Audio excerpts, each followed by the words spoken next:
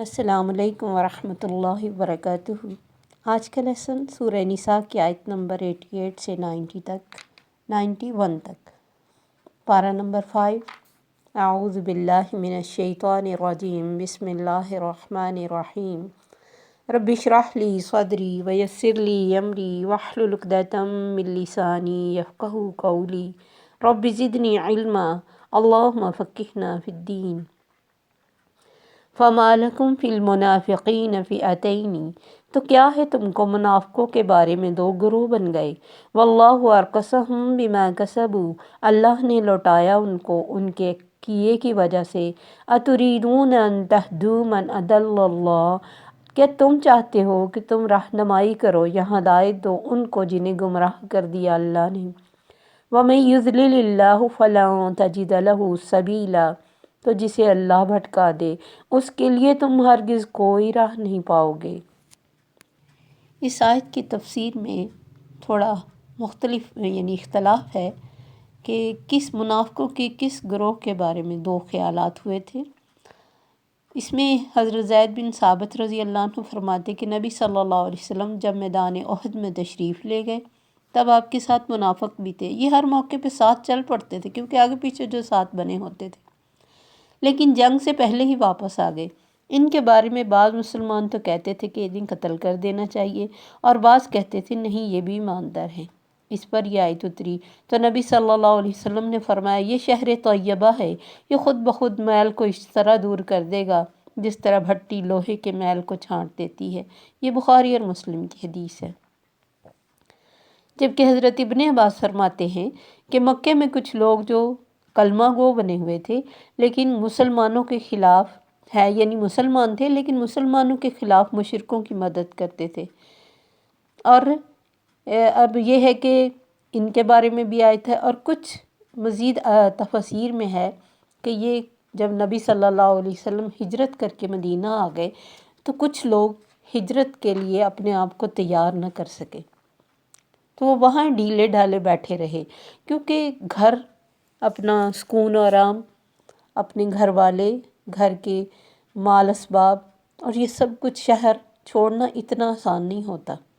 اس کے لیے بڑا دل، بڑا ایمان، بڑا جذبہ اور بڑی اللہ اور نبی صلی اللہ علیہ وسلم کی محبت چاہیے۔ وہ چاہے ایک گناہ کو چھوڑنا ہی ہو، اس کے لیے یہ بھی سارا جذبہ ہو تو انسان چھوڑ سکتا ہے۔ تو یہ لوگ ویسے تو نیک بنے تھے لیکن ہجرت کرنا کے ٹائم پہ انہیں پتہ بہت مشکل لگا کہ اب ہم ہجرت کر کے جائیں۔ ایک شخص کے کہنے بھی کہ وہ گھر چھوڑ کے چلے گئے، جو لوگ بھی گھر چھوڑ کے چلے گئے، نبی صلی اللہ علیہ وسلم چلے گئے، تو کیا ہم بھی یہ سب چھوڑ کے چلے جائیں؟ اپنا سب بنایا بہت مشکل کام ہے، لیکن ان کے لیے کوئی مشکل نہیں ہوا جو نبی صلی اللہ علیہ وسلم سے اور اللہ سے اور اسلام سے دلی محبت کرتے تھے، جس کا واقعہ میں پیچھے حضرت صہیب رومی کا بھی ہم بتا چکے کہ اپنا سارا مال تک دے گئے۔ اور حضرت ابوبکر صدیق تو یعنی ہر وقت خواہش میں رہتے تھے کہ میں ساتھ جاؤں، تو آپ کے ساتھ گئے اور راستے میں غار ثور میں بھی ٹھہرے۔ تو یعنی وہ لوگ جن کے دلوں میں محبت تھی ان کے لیے کچھ بھی چھوڑنا، کبھی بھی چھوڑنا، کتنا بھی چھوڑنا کوئی پرابلم نہیں کرتا۔ پرابلم اس کے کرتا ہے جس کی ایمان میں کمزوری ہوتی۔ تو اس کے بارے میں مسلمانوں کی دو رائے تھی کہ کچھ کہتے تھے وہ کلمہ گو ہیں اور کچھ کہتے تھے کہ نہیں، انہوں نے ہجرت نہیں کی ہے اس وجہ سے وہ کس طرح کے مسلمان ہیں، وہ ہم سے الگ ہو گئے، کیونکہ ہجرت اس وقت فرض ہو گئی تھی نبی صلی اللہ علیہ وسلم نے جو کی تھی، تو اس وجہ سے باقیوں پر بھی فرض تھی کہ وہ سب کچھ چھوڑ کے مدینہ کی اس ریاست میں آئیں۔ اور اگر ہر بندہ وہاں بیٹھا رہتا، صرف نبی صلی اللہ علیہ وسلم آتے، تو مدینہ اس طرح ایک ریاست نہ بنتا۔ اللہ کو پتہ تھا آگے انہوں نے مسلمانوں سے جنگیں کرنی ہیں، اسلام کا مسلمانوں سے کہہ رہی ہوں، کافروں سے جنگیں کرنی ہیں، کلمہ حق بلند کرنا ہے، یہ مضبوط ہوں گے، اکٹھے ہوں گے، ایک نفری بنے گی تو یہ کام ہوں گے نا۔ اور بے شک اللہ اس کے بغیر بھی کر سکتا تھا، لیکن یہ ایک امتحان تھا کہ کسے محبت دنیا کی چیزوں سے ہے، دنیا کے رشتوں سے ہے، دنیا کے مال سے ہے، یا اللہ سے ہے۔ تو اللہ نے فرمایا تم کیوں منافقوں کے بارے میں دو گروہ بن گئے؟ تمہاری کیا دو رائے ہو گئی ہیں؟ جس کے بارے میں اللہ کی ایک رائے ہے، تمہاری کیا دو رائے ہوئی؟ واللہ ارکسہم بما کسبوا، اللہ نے ان کو پھیر دیا کہاں؟ پھر اسی حالت میں جس میں وہ مسلمان ہو کے بہتر ہو گئے تھے، وہ دوبارہ اسی زیرو پہ آ گئے۔ ایمان کی حالت ان کی بالکل ڈاؤن ہو گئی کہ انہوں نے میرے نبی کے پیچھے ہجرت نہیں کی۔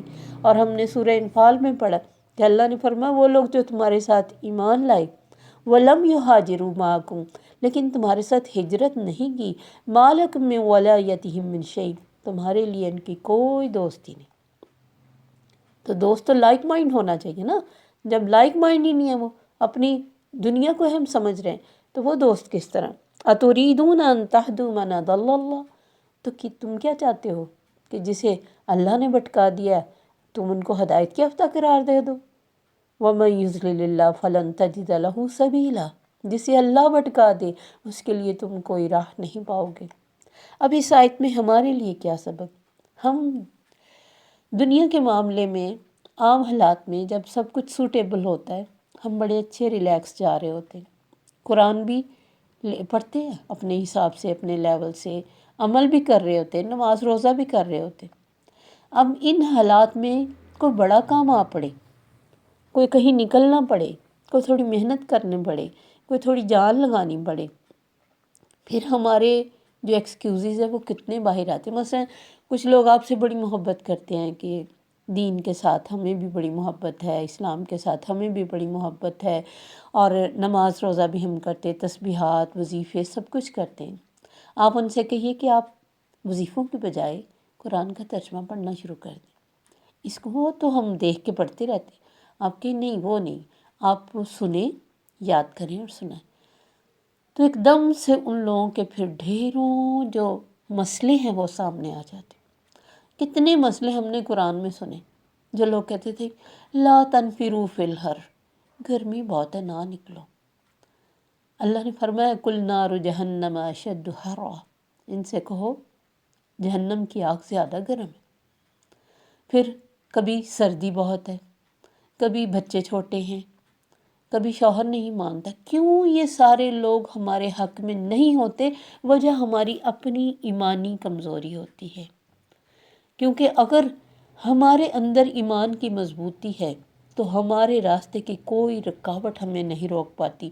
ہم دنیا کے معاملات میں دیکھ سکتے ہیں، اگر ایک باپ نہیں مانتا کہ میں اپنے بچے کو کسی یونیورسٹی میں بھیجوں یا اپنی بچی کو کسی یونیورسٹی میں بھیجوں، اور کسی طرح اس کو ایجوکیشن میں بھیجنا پسند نہیں کرتا اور چاہتا ہے کہ پرائیویٹ پڑھ لے یا نہ ہی پڑھے، تھوڑا پڑھ لے، دین پڑھے، اس سے زیادہ بہتر ہے کہ وہ اپنی آخرت سنوارنے کی کوشش کرے۔ دنیا تو اللہ نے جو نصیب میں لکھی وہ دے گا، لیکن وہ کیا کوشش چھوڑ دیتے ہیں؟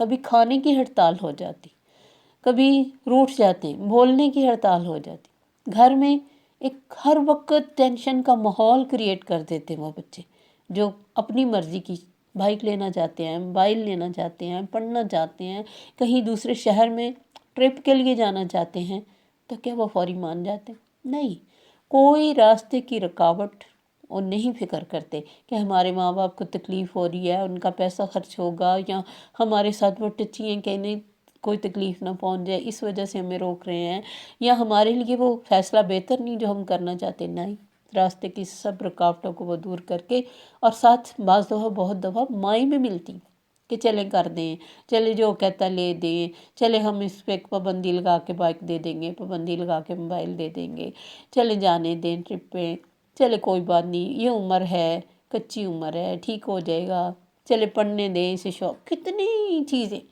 مائیں باپوں کو مجبور کر کے کروا لیتی۔ لیکن جو ہی انہیں کہا جائے کہ دین کے لیے بچے کو نکالیں، اس کے ابو نہیں مانتے۔ اصل بات یہ ہے کہ اپنا دل نہیں مان رہا ہوتا، اس کی اہمیت نہیں ہوتی۔ کتنی لوگ بچیاں چھٹیوں میں شروع کرتی اور یونیورسٹی کھلتی، ختم، ابھی رشتہ نہیں ہو رہا تھا، ترجمہ شروع کیا، رشتہ ہو گیا، ختم، کیونکہ رشتے کے لیے تو شاید کیا تھا کہ ہو نہیں رہا تھا، جب ہو گیا تو پھر اب پڑھنے کی کیا ضرورت۔ تو یہ ساری چیزیں ہماری زندگیوں میں ہمیں بتاتی ہیں کہ اللہ فرماتا ہے کہ جب اللہ کا حکم ہو گیا کہ طلب العلم فریضۃ علی کل مسلم و مسلمہ، ہر مسلمان مرد اور عورت پہ علم حاصل کرنا یہ والا ضروری ہے، فرض ہے، اس میں ہمارے کیل و کال کیا حیثیت رکھتے؟ تو پھر تو یہ بھٹکنا ہی ہوا نا. نام کیا مسلمان ہیں، اپنے قرآن کو جانتے نہیں، اپنے نبی کی سنت کو جانتے نہیں.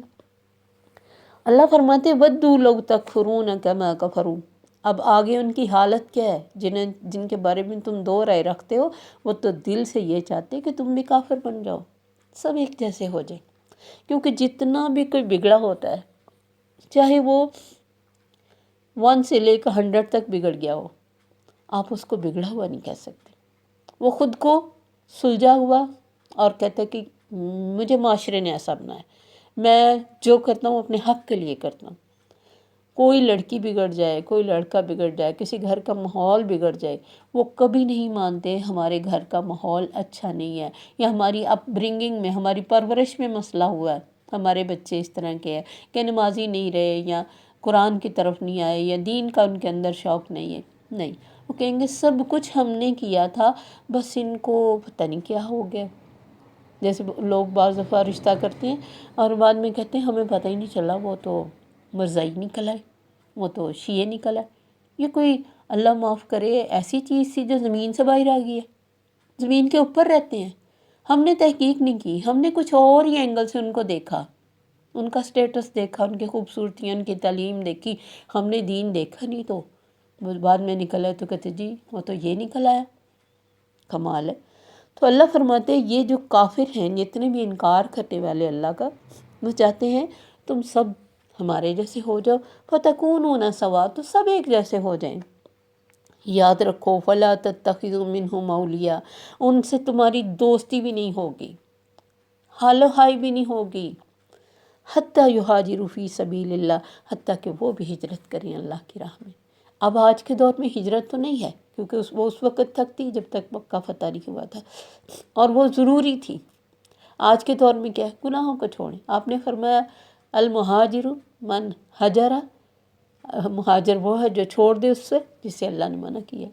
گناہوں کو چھوڑ کے نیکیوں کی طرف آنا بھی ہجرت ہے. پھر اگر کوئی کاروبار کے لیے، دنیا کے سٹیٹس کو ہائی کرنے کے لیے، اپنے شوق کے لیے، اپنے گرین کارڈ کے لیے، اپنے دارالاسلام کو چھوڑ کے دارالکفر میں جاتا ہے اور کہتا ہے میں ہجرت کر رہا ہوں اس لیے کہ میں یعنی اپنا شہر ملک چھوڑ رہا ہوں، تو یہ اس کی نیت کے مطابق ہے، یہ کوئی ہجرت نہیں. آپ نے فرمایا جس نے کسی عورت سے شادی کرنے کے لیے ہجرت کی، اس نے عورت سے شادی کرنے کے لیے، ہجرت کوئی نہیں. اب ہجرت کیا ہے کہ آپ کسی ایسے علاقے میں رہ رہے ہیں جہاں اسلام پر عمل کرنا مشکل ہو رہا ہے، آپ اس کو چھوڑ کے کہیں اور چلے جائیں، پھر وہ آپ کا وطن ہوگا جہاں آپ آسانی سے اسلام پر عمل کر سکیں گے. وطن وہ نہیں ہوتا جہاں ہم پیدا ہوئے، وطن وہ نہیں ہوتا جہاں ہمارا گھر بن گیا، جہاں ہماری رشتہ داریاں. وطن وہ ہے جہاں ہمیں اسلام پر عمل کرنا ہمارے لیے ایزی ہے. تو اللہ نے فرمایا اب یہ معیار ہے ان کے نیک ہونے کا، ان کے مسلمان ہونے کا، کہ وہ اللہ کی راہ میں ہجرت کریں. پھر اگر وہ نہیں مانتے، وہ اپنا گھر بار نہیں چھوڑتے، ان کے دلوں میں دیکھیں جی اب ایک کسی کے پیچھے لگ گئے تو شہر چھوڑ دیں، گھر بار چھوڑ دیں. بھلا یہ بھی کوئی اسلام ہوا؟ یہ تو نہیں نا چلے ہم نمازیں تو پڑھتے ہی ہیں، روزے بھی رکھتے ہیں، دین پر عمل بھی کرتے ہیں، گھر بار تو نہیں نا اب چھوڑا جا سکتا. تو یہ اللہ کا آرڈر تھا، اس میں کسی کی یہ ڈھیلا ڈھالا کام تو اللہ کو پسند ہی نہیں. اس کا نبی چھوڑے جسے اتنی محبت تھی مکے سے، کہ وہ جا کے کہتے تھے کہ یا اللہ میرے دل میں مکے کی طرح مدینے کی محبت ڈال دے. وہاں اللہ کا گھر تھا، آپ کی اٹیچمنٹ تھی، پیدا ہوئے تھے، چھوڑ کے چلے گئے اسلام کی خاطر. اور کتنے صحابہ چلے گئے اپنا سارا کچھ 1 سیکنڈ میں چھوڑ کے. دوسرے تو پھر یہ کس طرح کے مسلمان تھے؟ نبی تو آگے جائے مشکلوں میں اور یہ اپنی آسانیاں دیکھیں. بالکل اسی طرح دین کی آسانیوں کے لیے اگر ہم دین کی طرف آتے ہیں تو وَإِذَا أَظْلَمَ عَلَيْهِمْ قَامُوا، تو پھر وہی حالت ہے منافقت کی کہ جب کوئی مشکل لگی کھڑے ہو گئے، جب آسانی لگی چل پڑے. یہ ایسا دین نہیں ہے. یہ ہر مشکل، ہر آسانی، ایک طرف فارم رہنے کا، ثابت قدمی کا نام دین ہے. تو اللہ نے فرمایا اگر یہ ہجرت نہ کریں، منہ موڑیں، بات نہ مانیں، پھر ان کو پکڑو، ان کو مارو جہاں ان کو پاؤ. کیوں؟ انہوں نے اسلام لانے کے بعد مرتد ہونے والے معاملات کیے، مرتد ہو گئے. وَلَا تَتَّخِذُوا مِنْهُ وَلِيًّا وَلَا نَصِيرًا، دوبارہ فرمایا ان سے کوئی دوستی اور کوئی مددگاری نہیں ہوگی، نہ ان کی مدد کرنی ہے نہ ان سے مدد لینی ہے. ہاں الا الذین یصلون الی قوم بینکم و بینہم میثاق، یہ لوگ ایسی قوم سے جا ملیں جن کے تمہارے اور جن کے درمیان کوئی اگریمنٹ ہے، یعنی ایسے لوگوں سے جا کے مل گئے ہیں، کسی ایسے علاقے میں چلے گئے ہیں جہاں کہ آپ جا کے ان کو کچھ کہہ نہیں سکتے، ان کے ساتھ آپ کا ایگریمنٹ ہے کہ کوئی بھی وہاں چلے جائے آپ ان کو نہیں پوچھ سکتے، ٹھیک ہے، پھر ان کی جان بخشی ہو جائے گی جب تک وہ وہاں ہیں۔ او جاؤکم حسرت صدورہم، یا پھر وہ تمہارے پاس آئیں اور ان کے سینے اس چیز سے گھٹتے ہوں کہ وہ تم سے لڑیں، یعنی انہیں تمہارے ساتھ لڑنا پسند نہ ہو۔ او یقاتلوا قومہم، اپنی قوم سے بھی لڑنا پسند نہ ہو، یعنی تمہارے ساتھ مل کے ان سے لڑنا، ان سے مل کے تم سے لڑنا پسند نہیں ہے، نیوٹرل قسم کے لوگ ہیں، سلجھو لوگ ہیں۔ وَلَوْ شَاءَ اللَّهُ لَسَلَّطَهُمْ عَلَيْكُمْ فَلَقَاتَلُوكُمْ، اللہ چاہتا تو وہ بھی ایسے ہو جاتے کہ تمہارے اوپر مسلط ہو جاتے، تم سے لڑتے، لیکن اللہ نے ان کے دلوں میں یہ خیر رکھی ہے کہ وہ کسی کے ساتھ بھی لڑنا نہیں چاہتے۔ فَإِنِ اعْتَزَلُوكُمْ فَلَمْ يُقَاتِلُوكُمْ وَأَلْقَوْا إِلَيْكُمُ السَّلَمَ، پھر اگر وہ تم سے الگ ہو جائیں، تمہارے ساتھ جنگ نہ کریں، تمہارے ساتھ صلح سے رہیں، فَمَا جَعَلَ اللَّهُ لَكُمْ عَلَيْهِمْ سَبِيلًا، تو اللہ نے بھی تمہارے لیے ان کے خلاف کوئی راہ نہیں رکھی کہ تم ایسے ہی ان کو مارتے پھرو، جتنا مارنے کا پیچھے حکم تھا کہ جہاں پاؤ مار ڈالو، اس میں نہیں آئیں گے، ایکسیپشنل کیس جو سلجھو لوگ ہیں۔ تو دیکھیں اللہ کس قسم کے کس طرح کے مائنڈ کو الگ الگ کر کے ہمیں دکھا رہا ہے، ورنہ ہم تو اندھا دھندی اللہ کا حکم سمجھ کے تو جس کو مرضی مار ڈالتے، لیکن اللہ نے کہا نہیں، وہ لوگ جو تمہیں کچھ نہیں کہہ رہے، ٹھیک ہے اسلام نہیں لائے لیکن اسلام کے خلاف کھڑے بھی نہیں ہوتے، کوئی لڑائی نہیں کرنا، صلح پسند لوگ ہیں، تم نے ان کے ساتھ نہیں لڑنا۔ کیسے کہا جا سکتا ہے کہ اسلام دہشت گرد ہے؟ جس نے، اور یہ کوئی ڈھیر لوگ نہیں تھے، کچھ لوگ ہوں گے نا اس کیٹیگری کے، اللہ نے ان کا بھی دھیان رکھا ہے، لیکن لوگ بغیر سوچے سمجھے، یہی تو مسئلہ ہے کہ ہم نے اپنے دین کو نہیں پکڑا، ہمارے دین کے بارے میں کسی نے کوئی بھی پروپیگنڈا کیا، ہم اس کی لپیٹ میں آ گئے، خود ہمیں پکڑنا، خود ہمیں اس کو لینا اور اس پہ عمل کرنا اور اسے سمجھنا انتہائی مشکل لگ رہا ہے۔ ہم چاہتے ریسیپی کی طرح بنی بنائی ایک ہنڈیا ہمیں مل جائے اور ہم کھانے والے بن جائے، ہمیں نہیں پتہ کیا کرتا کیا کرنا چاہیے، تو بھائی مشکل معاملات میں ہم پڑھنا نہیں چاہتے، ہمیں سبق یاد ہی نہیں ہوتا، بڑا آسان سا ایک ایٹیٹیوڈ ہے، بھئی ہمیں سبق یاد ہی نہیں ہوتا، ہماری عمر ایسی ہو گئی ہے، ٹینشنیں اتنی ہیں، اور ہی بڑے معاملات ہیں، تو ٹھیک ہے یہ سارے معاملات تو دنیا میں چلتے رہیں گے، ہمارا معاملہ اللہ کے سامنے کیا کیسے پیش کیا جائے گا، کیا ہوگا کہ جب اللہ کے سامنے جا کے ہم سے پوچھا جائے گا کہ وہ معاملات تم نے سیٹ کیے تھے، اپنے بچے کو پیدا کرنے کے بعد بڑا تم نے کیا تھا، جو دنیا میں تم نے انہیں کھلایا صرف وہی وجہ تھی ان کے بڑے ہونے کی، اپنے بچوں کی یا اپنی دن رات کی جو صحت تھی تمہاری اس کا انتظام تم نے خود کیا تھا؟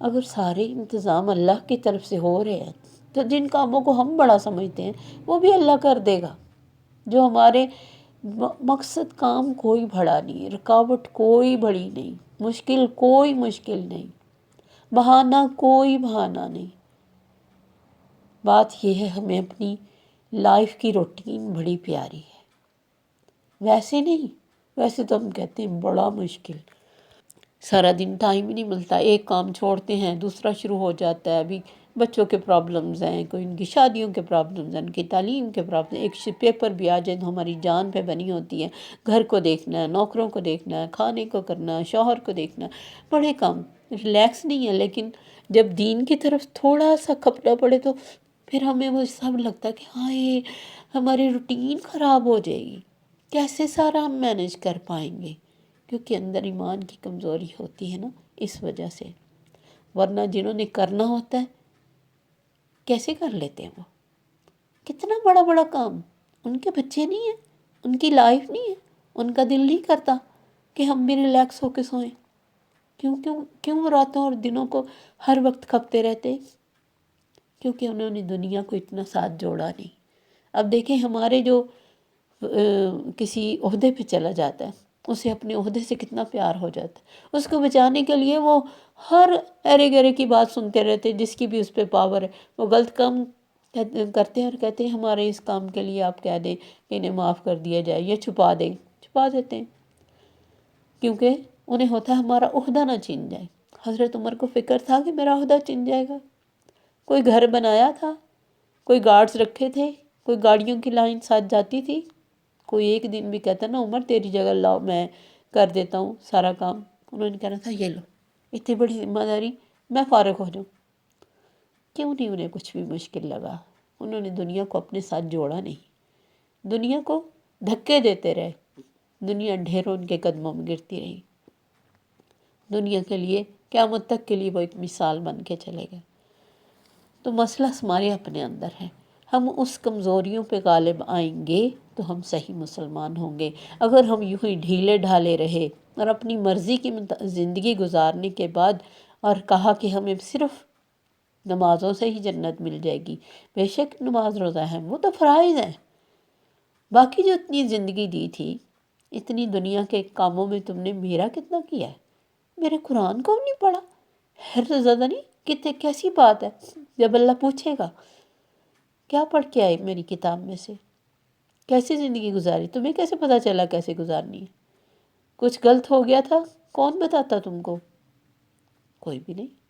کسی نے کہا تھا ٹھیک ہے، ہم غلط بھی کرتے رہے۔ تو بہت بڑے بڑے مسائل ہیں، ہمیں سوچنا چاہیے۔ تو ایسے صلح جو لوگ جو اسلام کے خلاف نہیں بولتے، کچھ بھی نہیں کرتے، ان سے تم نے صلح سے رہنا ہے۔ اس کے بعد اللہ فرماتے ستجدون آخرین یریدون ان یأمنوکم، ان قریب پاؤ گے کچھ اور بھی ہے لوگ، ایک اور کیٹیگری ہے جو چاہتے ہیں تم سے امن میں رہیں، اپنی قوم سے امن میں رہیں، لیکن کلما ردوا الی الفتنۃ ارکسوا فیہا، جب کبھی پھیرے جائے فتنے کی طرف اوندے پڑ جاتے ہیں، اس میں یعنی آ جاتے ہیں اس میں مسئلہ، ویسے تو عمل میں رہ رہے ہیں، لیکن جہاں بھی جا کے دیکھتے ہیں کوئی مسلمانوں کے خلاف، یعنی ترانہ تو کیا ہے کہ امن سے رہیں، دنیا میں امن قائم کرو۔ دیکھا مسلمانوں کے اوپر کسی کا حملہ ہو گیا ہے یا مسلمانوں کے خلاف کوئی کسی کو کامیابی مل رہی، ان کے ساتھ جا کے کھڑے ہو جائیں گے، ان کے ہیلپر بن جائیں گے۔ اللہ فرماتے ایسے بھی کچھ لوگ ہیں جن کو تم پاؤ گے ضرور کہ وہ دیکھنے میں امن والے بنے ہوئے ہیں، لیکن فتنے کے موقع پر کوئی امن انہیں یاد نہیں رہتا۔ پھر اگر وہ تم سے الگ نہ ہو، تمہاری ساتھ صلح کے ساتھ نہ رہیں، اپنے ہاتھوں کو تم سے اس ٹائم نہ روکیں اور تمہیں ان کی یہ ہاتھوں کو کھلنا نظر آ جائے، پھر پکڑو ان کو بھی قتل کرو جہاں پاؤ۔ یہ لوگ ہیں، ہم نے تمہارے لیے ایک غلبہ رکھا ہے، ایک دلیل رکھی ہے واضح کہ تم ان کو مار سکتے ہو۔ کیوں؟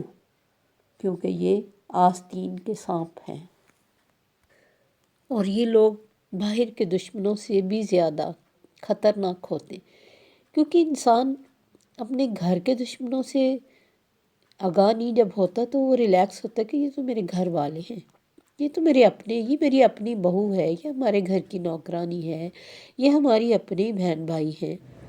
لیکن اگر وہی اندر سے خلاف ہوں، کسی موقع پہ وہی آپ کی ٹانگ کو کھینچ دے، تو پھر آپ کہاں جا سکتے؟ بہت دفعہ ہم نے سنا نا کہ نوکرانی نے گھر میں ڈاکہ ڈلوا دیا، کیونکہ وہ ہر وقت رہتی ہے، اس نے واچ کیا کہاں ان کا پیسہ، کہاں ان کا زیور، اور ٹائم پہ ان کے ساتھ مل کے تو ڈاکہ ڈلوا دیا۔ ایسے لوگ کے ساتھ پھر کیا معاملہ ہونا چاہیے؟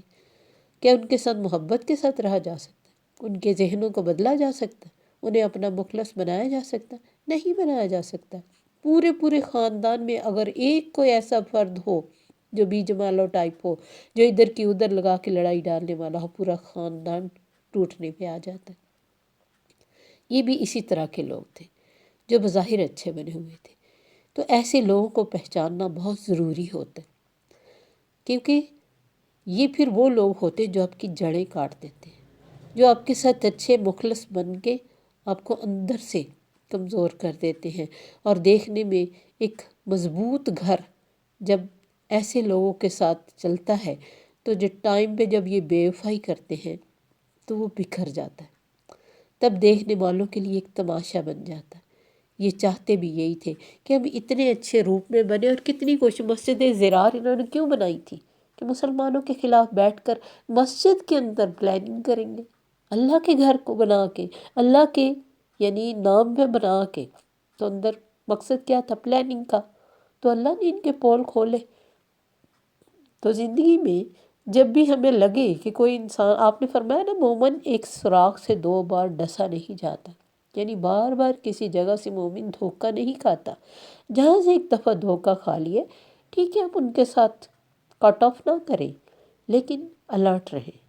اور کبھی بھی وہ انسان جو اللہ کے راستے میں نکلنے کو اور اللہ کی بات کو اہمیت نہیں دیتا، ان سے ایسی دوستی نہ رکھیں کہ آپ سمجھیں کہ دین والا نہیں ہے، باقی تو ہر طرح سے اچھا ہے۔